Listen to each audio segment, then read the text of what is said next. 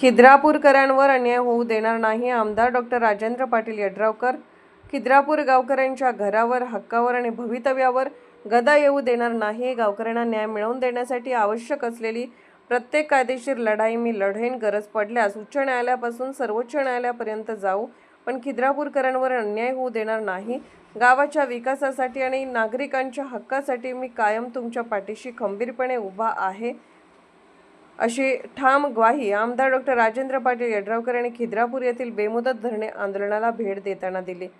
आंदोलनकर त्यांचे आमदार राजेंद्र पाटील यड्रावकर यांची भेट घेतली. यावेळी बोलताना ते म्हणाले, खिद्रापूरच्या प्रत्येक नागरिकाचा प्रश्न हा माझा स्वतःचा प्रश्न आहे. कोणत्याही कुटुंबावर बेघर होण्याची वेळ येऊ देणार नाही. शासन, प्रशासन आणि न्यायालयीन पातळीवर जिथे जिथे पाठपुरावा करावा लागेल तिथे मी स्वतः पुढाकार घेईन.